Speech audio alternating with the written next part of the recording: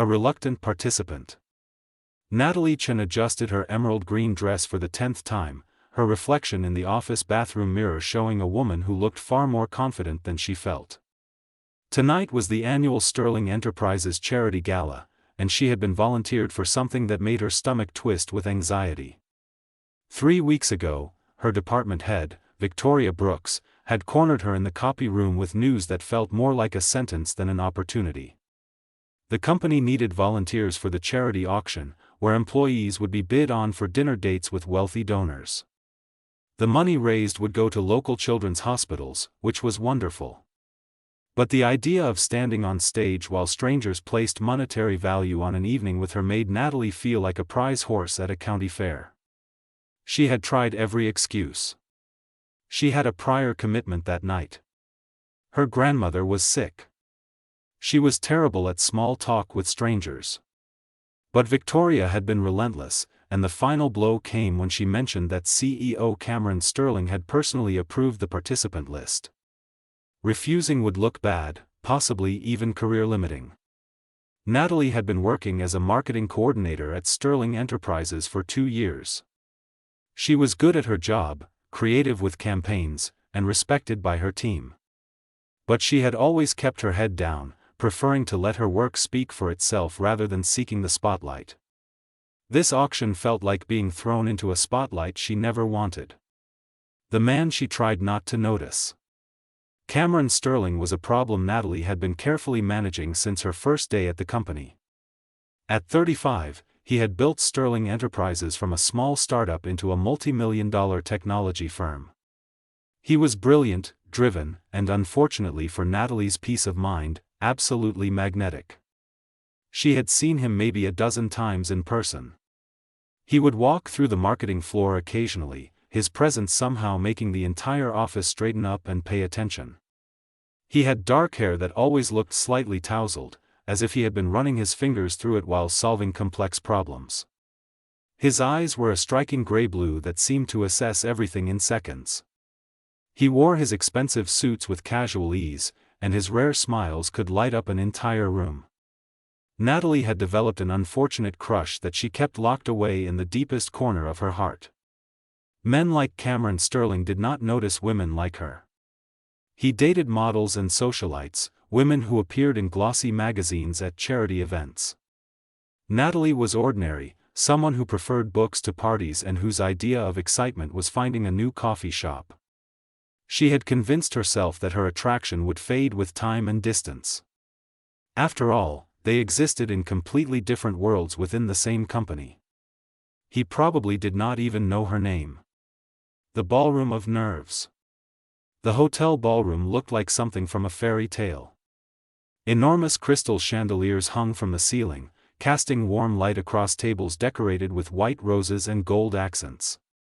Men in tuxedos and women in evening gowns mingled, champagne flutes in hand, their laughter creating a constant buzz of conversation. Natalie spotted Cameron almost immediately. He stood near the silent auction tables, talking with board members and major investors. He looked incredible in his black tuxedo, commanding attention without seeming to try. As if sensing her gaze, he glanced up. Their eyes met across the crowded room for just a moment before he returned to his conversation. Natalie felt her cheeks warm. She turned away quickly, heading toward the staging area where other auction participants were gathering. There were 8 of them in total, a mix of employees from different departments. Everyone seemed nervous, adjusting clothing and practicing smiles. A woman named Rachel from accounting caught her eye and gave her an encouraging thumbs up. Natalie tried to return the gesture with confidence she did not feel. Under the lights. The auction began after dinner and speeches about the importance of the charity. Natalie watched from backstage as her colleagues went up one by one. The bids were respectable, ranging from $3,000 to $12,000. Each participant smiled graciously, waved to the winning bidder, and left the stage with obvious relief.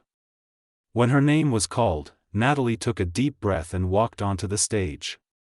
The spotlight was blinding at first, making it hard to see the audience clearly.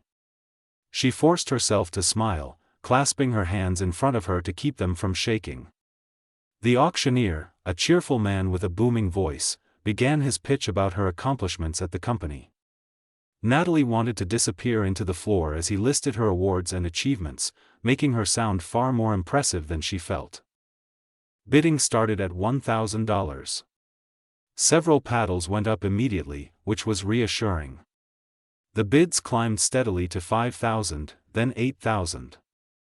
Natalie recognized some of the bidders as company clients and partners, all respectable businesspeople who would probably make for pleasant dinner companions. Then a voice she did not recognize called out $15,000. She squinted past the spotlight to see a man in his 50s with silver hair and an unsettling smile. Something about the way he looked at her made her skin crawl. Another bidder countered with $18,000. The silver-haired man immediately responded with $25,000, his eyes never leaving her. Natalie felt her smile becoming strained. She just wanted this to be over. The impossible bid. Then, cutting through the murmurs of the crowd like thunder, came a voice that made every head in the room turn. $200,000. The ballroom fell completely silent. Natalie's eyes found Cameron Sterling, who had risen from his seat at the head table. He was looking directly at her with an intensity that made her forget to breathe. His expression was unreadable, but something in his eyes sent electricity racing down her spine. The auctioneer seemed to have lost his ability to speak for a moment before recovering. He stammered something about verifying the bid, and Cameron confirmed it in a voice that carried authority and finality. Nobody else bid. The room remained in shocked silence as the auctioneer declared Cameron the winner. Natalie stood frozen on stage, her mind unable to process what had just happened. $200,000. Her boss had just bid an absolutely staggering amount of money for a dinner with her. She somehow made it off the stage on legs that felt like they belonged to someone else. The other participants stared at her with wide eyes. Guests whispered furiously to each other, their phones probably already lighting up social media with speculation. Questions without answers. Natalie fled to the bathroom, locking herself in a stall while her heart raced out of control. This made no sense. Cameron Sterling barely knew she existed. They had never had a personal conversation, never exchanged more than professional pleasantries in passing. Why would he do something so dramatic, so public, so utterly confusing? She stayed in the bathroom for 15 minutes, trying to compose herself. When she finally emerged, she found Cameron waiting in the hallway outside. He stood with his hands in his pockets, his tuxedo jacket unbuttoned, looking somehow both relaxed and tense at the same time. His eyes met hers, and Natalie saw something there she had never seen before. Vulnerability mixed with determination, and something else she could not quite name, but that made her pulse quicken. They needed to talk. But as Natalie stood there, facing the man who had just changed everything with one impossible bid, she had no idea what either of them could possibly say. The confession in the hallway. Natalie stood frozen in the hotel hallway, her heart hammering so loudly she was certain Cameron could hear it. He looked different outside the ballroom lights, more human somehow. His jaw was tight, and she could see the rapid pulse in his neck. He was nervous too. "We should talk somewhere private," Cameron said quietly, glancing at the bathroom door where other women might emerge at any moment. His voice was deeper than she remembered from the few times she had heard him speak at company meetings. Natalie nodded, not trusting her voice. She followed him down the hallway, past elegant paintings and marble columns, until they reached a small library room the hotel used for private meetings. Cameron held the door open for her, and she stepped into the quiet space lined with books and furnished with leather chairs. The door clicked shut behind them, and suddenly the silence felt enormous. Cameron moved to the window, looking out at the city lights below. Natalie waited, clutching her small purse like a lifeline. "I need to apologize," Cameron began, still facing the window. "What I did out there was impulsive and public, and I did not consider how it might affect you. The gossip alone will be difficult to handle." His voice carried genuine regret, but also something else.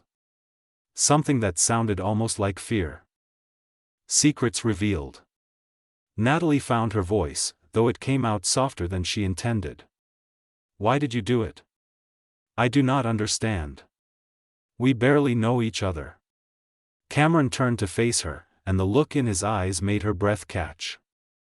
That is not entirely true, Natalie. I know that you take your coffee with cream and 1 sugar. I know you wear a silver bracelet your grandmother gave you every single day. I know you stay late on Thursdays to finish reports because you refuse to leave work undone. I know you volunteer at the animal shelter on weekends because I have seen you there when I dropped off donations.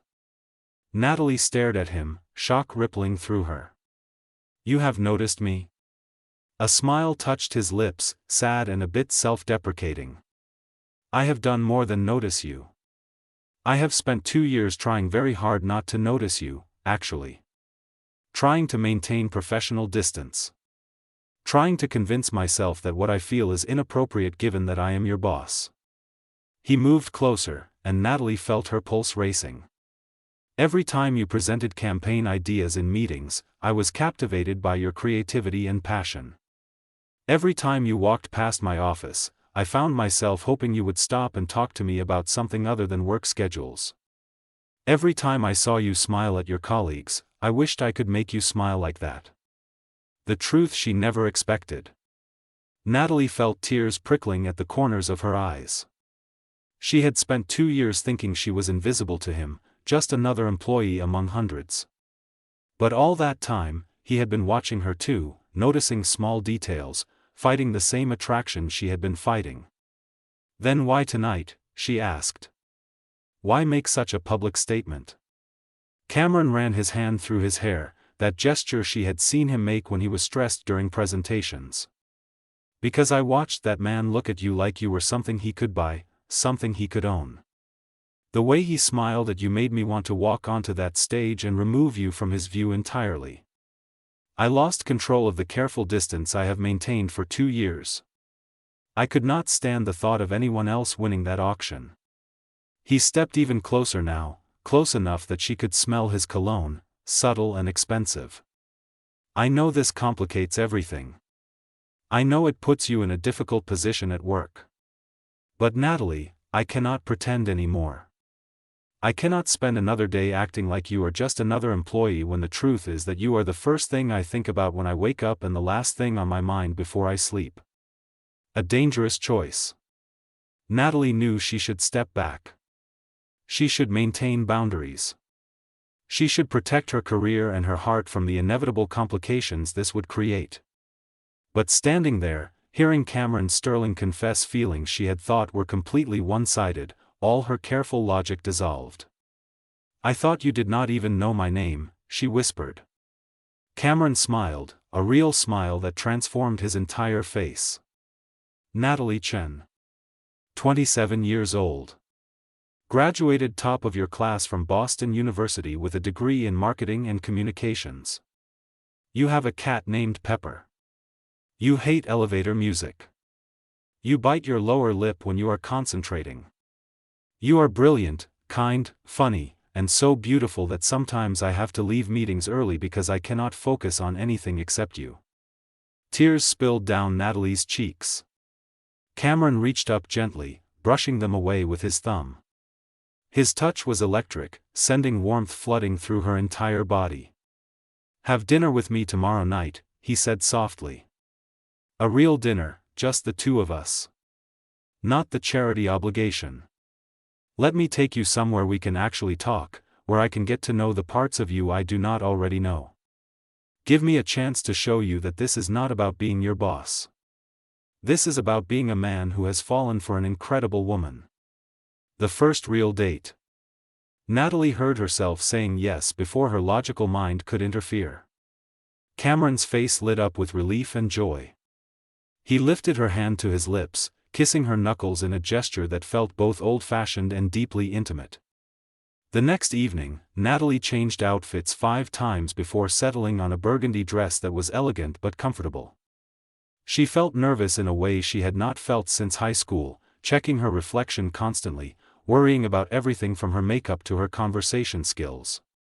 Cameron arrived exactly on time, dressed casually in dark jeans and a navy sweater that made his eyes look even more striking. He held a single white lily, her favorite flower. "How did you know?" she asked, taking the lily with wonder. "I pay attention," he said simply, and the warmth in his voice made her heart flutter. The restaurant was small and intimate, tucked away in a neighborhood Natalie had never explored. It was the kind of place where locals went, not tourists or business executives. They sat at a corner table with candles flickering between them, and for the first time, Natalie saw Cameron completely relaxed. Learning each other. They talked for hours. Cameron told her about growing up with a single mother who worked 3 jobs to put him through college. He explained how he had started Sterling Enterprises in his garage with nothing but an idea and determination. He shared his fears about the responsibility of having so many employees depending on him, the pressure of board meetings and investor expectations. Natalie opened up too, telling him about her family, her dreams of one day starting her own creative agency, her love of poetry and old movies. She told him about losing her father when she was 15 and how it had shaped her drive to succeed. She shared stories that made him laugh and observations that made him look at her with admiration. The attraction between them was constant, a current running beneath every word and glance. When his hand brushed hers reaching for the water, electricity sparked between them. When she laughed at his jokes, his eyes lit up like she had given him the greatest gift. But Cameron was careful. He did not push, did not assume anything. When he drove her home, he walked her to her apartment door but kept a respectful distance. "Can I see you again tomorrow?" he asked, his voice hopeful and slightly vulnerable in a way that made her want to pull him close. Natalie smiled. "Yes. Tomorrow and the day after that. The double life begins." Over the following week, they fell into a pattern. Cameron would finish work and come to her apartment, bringing takeout or cooking together in her small kitchen. He was surprisingly good at making pasta, and watching him move around her space in casual clothes, laughing and relaxed, felt surreal. They would sit on her couch for hours, talking about everything and nothing. Sometimes they watched movies, his arm around her shoulders, her head resting against his chest. The intimacy was building slowly, carefully, like something precious they were both afraid to rush or break. But at work, everything remained strictly professional. Cameron barely looked at her during the few times their paths crossed. He kept his office door closed during meetings she attended. He spoke to her only when absolutely necessary, his tone businesslike and distant. Natalie understood why. They needed to protect both of them from speculation and accusations. But the double life was harder than she had anticipated. At night, she was falling in love with a man who held her close and shared his deepest thoughts. During the day, that same man treated her like a stranger. When whispers turned cruel. The office gossip, however, was relentless and growing worse. Everyone had witnessed the auction. Everyone had seen Cameron bid an outrageous amount for her. Speculation ran wild through every department like wildfire. Natalie heard the whispers in the break room. She saw the looks from colleagues who had once been friendly. Her friend Rachel pulled her aside one afternoon, concern etched on her face. "People are saying terrible things," Rachel warned. "They are questioning how you got your position, suggesting you have been involved with Cameron all along." The comments grew bolder. During a team meeting, someone made a snide remark about how nice it must be to have special connections. Another colleague asked loudly if she had enjoyed her expensive dinner, the tone making it clear what they actually meant. Natalie tried to rise above it, to focus on her work and let her results speak for themselves. But every day felt like walking through a minefield. Every success was attributed to Cameron's favoritism. Every project she led was scrutinized with skepticism. The worst part was that she could not even defend herself without revealing the truth, which would only confirm their suspicions and make everything infinitely worse. Breaking point. Friday afternoon, Natalie sat in her office reviewing campaign materials when Victoria Brooks appeared in her doorway. The department head's expression was cold, her arms crossed over her chest in a posture that screamed disapproval. "We need to discuss your performance," Victoria said without preamble. "Close the door." Natalie's stomach dropped, but she complied. She returned to her desk while Victoria remained standing, a power move that did not go unnoticed. Several team members have expressed concerns about favoritism affecting project assignments. Victoria pulled out a folder, flipping it open. "The Henderson account, which you were given last month, traditionally goes to senior coordinators with at least 5 years of experience. Some people are questioning why you received it." Natalie felt anger rising in her chest. "I received it because my pitch was the strongest. Mr. Sterling chose my proposal based on merit. The selection was blind, all names were removed from the presentations." Victoria's smile was thin and unconvinced. "Nevertheless, perception matters. I am reassigning the Henderson account to Derek. You will support him as a junior team member." The Henderson account was the biggest project Natalie had ever led. She had spent weeks developing the strategy, meeting with clients, building relationships. Having it stripped away felt like being slapped publicly. "This is not fair," Natalie said, fighting to keep her voice steady. "You cannot punish me for gossip that has nothing to do with my work quality." "I am making a management decision based on team morale," Victoria replied coldly. "Unless you would like to discuss this with Mr. Sterling directly and prove everyone's suspicions correct." The weight of silence. That evening, Natalie arrived at Cameron's penthouse with tears threatening to spill. He took one look at her face and pulled her into his arms immediately. She told him everything, the words tumbling out between frustrated sobs. Cameron's jaw tightened with barely controlled fury as he listened. When she finished, he was silent for a long moment, his arms still wrapped protectively around her. "I am going to fix this," he said finally. "I will talk to Victoria, make it clear that this kind of retaliation is unacceptable." "No," Natalie pulled back, wiping her eyes. "That will only make it worse. Everyone will say you are protecting me because we are together. It will confirm everything they believe." "So what then?" Cameron asked, frustration evident in his voice. "I just watch while they sabotage your career? While they treat you like you have done something wrong?" Natalie sat down on his couch, exhaustion washing over her. "Maybe we need to take a break. Just until the gossip dies down. If we stop seeing each other, people will lose interest and I can rebuild my reputation based on my work." Cameron looked at her like she had suggested they set the building on fire. "Absolutely not.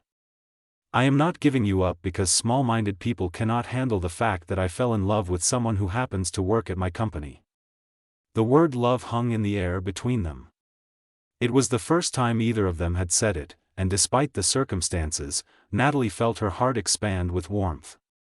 A dangerous proposal. Cameron knelt in front of her, taking both her hands in his. "Listen to me carefully. I have spent 2 years hiding how I feel because I was afraid of exactly this situation. But now that I have you, now that I know what it feels like to be with you, I am not going back to pretending. I refuse to let gossip and jealousy dictate my life or yours." "Then what do we do?" Natalie asked, feeling helpless. "We stop hiding," Cameron said firmly. "We make an official announcement to the company. We make it clear that our relationship began after the auction, that it has nothing to do with your work performance, and that anyone who has a problem with it can take it up with me directly." Natalie shook her head. "That will not stop people from thinking I slept my way into opportunities. It might even make it worse." Cameron stood up, pacing across his living room, his mind clearly working through possibilities. "Then we do something more drastic. You transfer to a different company. I can make calls, get you interviews at firms where you will be valued for your talent. Or better yet, I will fund your own agency. You have talked about wanting to start one someday. Why not now?" Natalie stared at him. You want me to leave Sterling Enterprises? I want you to be happy, Cameron said passionately. I want you to work somewhere where your talent is recognized without question. I want to be able to tell the world that I am with the most amazing woman I have ever met without it damaging your career. The company meeting. But Natalie had a different idea, one that had been forming in her mind during the entire conversation. What if I stay, but I earn my place so undeniably that no one can question it? Cameron looked at her with curiosity. What do you mean? The Riverside Technology pitch is coming up next month, Natalie said, her mind racing. It is the biggest potential client Sterling Enterprises has ever pursued. Let me lead the pitch team. If I win that account on my own merit, with everything documented and transparent, it will prove that my success has nothing to do with our relationship. Cameron frowned. That account is incredibly high stakes. If the pitch fails, the company loses millions in potential revenue. The board will never approve putting a coordinator in charge. Then promote me to senior strategist first, Natalie countered. Make it merit-based. Review my portfolio, my success rates, my client feedback. If I qualify for the promotion independently, then leading the Riverside pitch is justified. Fighting for her place. Cameron studied her face, admiration mixing with concern. You are willing to put yourself under that much pressure and scrutiny? Natalie stood up, meeting his eyes with determination. I am tired of running from gossip. I am tired of having my accomplishments questioned. If I am going to be with you, I need to know that I earned my success. Not for them, but for me. Over the next week, Cameron set things in motion. He had HR conduct a formal review of Natalie's performance, comparing her metrics to other coordinators and senior staff. The results were conclusive. Her client retention rate was 94%, the highest in the department. Her campaigns had generated measurably better results than many senior coordinators. She qualified for promotion based purely on numbers. The announcement went out company-wide. Natalie Chen was being promoted to senior strategist, effective immediately. She would lead the pitch team for the Riverside Technology account. The response was predictably mixed. Some colleagues congratulated her genuinely, recognizing her talent. Others were openly skeptical, convinced this was Cameron's doing despite the documented evidence. Victoria called her into the office again, her expression sour. Do not screw this up. The entire company will be watching. The make or break moment. Natalie threw herself into preparing for the Riverside pitch with an intensity that bordered on obsessive. She worked 12-hour days, researching every aspect of Riverside's business, identifying their pain points, crafting solutions that were innovative and practical. Cameron wanted to help, but Natalie refused. This has to be entirely mine, she insisted. No input from you, no guidance, nothing that anyone can use to discredit the work. So Cameron supported her in other ways. He brought her dinner when she worked late. He listened when she needed to talk through ideas without offering solutions. He held her when the pressure felt overwhelming. The day of the pitch arrived. Natalie stood in front of Riverside's executive team, a room full of skeptical faces who had heard the gossip and were clearly wondering if she was truly qualified or just the CEO's girlfriend playing at business. She took a deep breath and began her presentation. For 90 minutes, Natalie commanded that room.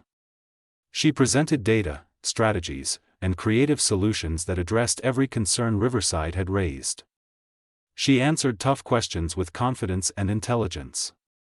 She showed them not just what Sterling Enterprises could do, but specifically why her approach would transform their market position. When she finished, the room was silent for a moment before the Riverside CEO began to clap. The rest of his team joined in. The truth revealed. 2 days later, the contract was signed. Riverside Technology had chosen Sterling Enterprises, specifically requesting that Natalie remain the lead strategist for implementation. The deal was worth $15 million over 3 years. Cameron called a company-wide meeting that afternoon. Natalie stood beside him as he addressed the entire staff, her heart pounding but her head held high. Many of you have speculated about my relationship with Natalie Chen, Cameron began, his voice carrying authority through the conference room. I want to address this directly. Yes, Natalie and I are in a relationship. It began after the charity auction, and it is serious. But let me be absolutely clear about something. Natalie earned her promotion through documented performance that exceeded every metric we use to evaluate senior strategists. She won the Riverside account through skill, creativity, and sheer determination. Her success has nothing to do with our personal relationship and everything to do with the fact that she is exceptionally talented. He paused, his eyes sweeping the room. If anyone has a problem with our relationship, they can discuss it with me directly. But if I hear one more comment questioning Natalie's professional abilities or suggesting she has advanced through anything other than merit, there will be consequences. This company succeeds because we recognize and reward talent, not because we tear down colleagues out of jealousy. A new beginning. The meeting ended in stunned silence. Some people looked ashamed. Others looked thoughtful. A few still looked skeptical, but their numbers were smaller now. Rachel caught Natalie in the hallway afterward, pulling her into a tight hug. You were amazing in that pitch.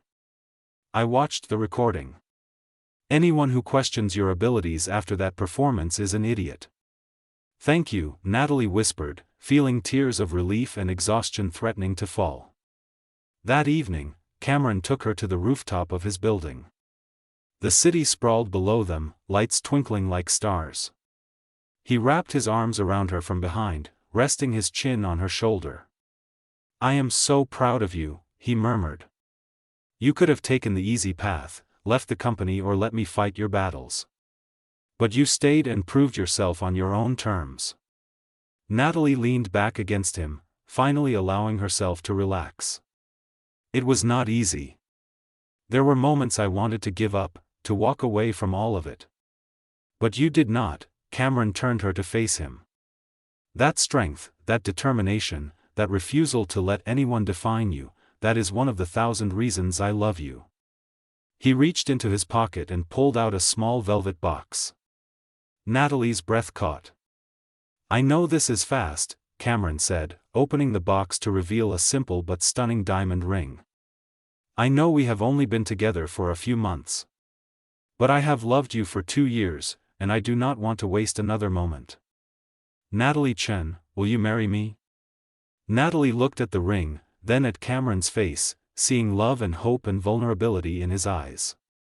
She thought about everything they had been through, all the obstacles they had overcome, the way he had supported her while letting her fight her own battles. Yes, she whispered, then louder, with joy flooding through her. Yes. Cameron slipped the ring onto her finger and kissed her as the city lights sparkled around them. It was not the ending of their story, but a beginning. There would still be challenges, still be gossip, still be people who doubted. But they would face it together, two people who had found love in the most unexpected place and refused to let anything take it away. Natalie had gone to a charity auction expecting one uncomfortable evening. Instead, she had found a partner, a love that challenged her to be her best self, and proof that sometimes the most beautiful things in life come from the moments we try hardest to avoid.